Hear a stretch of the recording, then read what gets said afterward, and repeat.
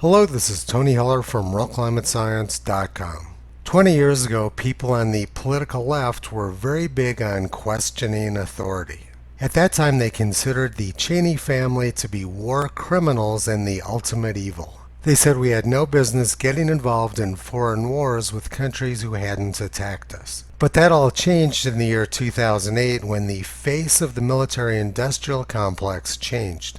The person starting the unjustified foreign wars was now their messiah. They gave him the Nobel Peace Prize right before he started dropping bombs all over the Middle East. This was Barack Obama's fundamental transformation of the United States.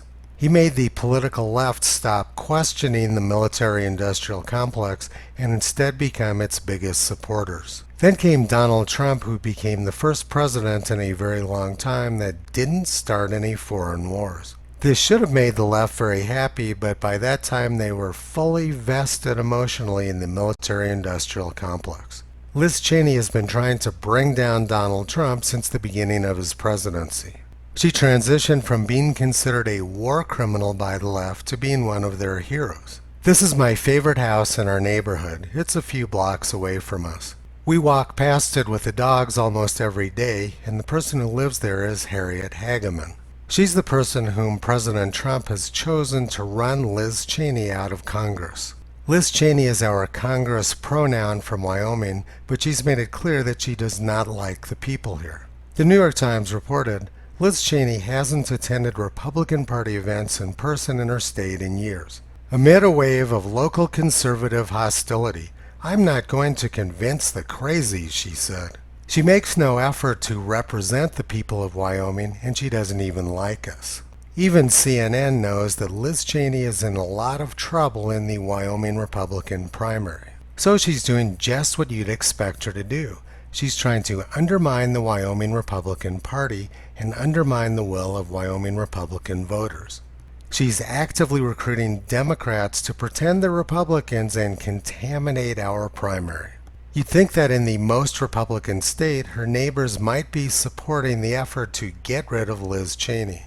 These people live a few blocks away. They moved into this house last summer.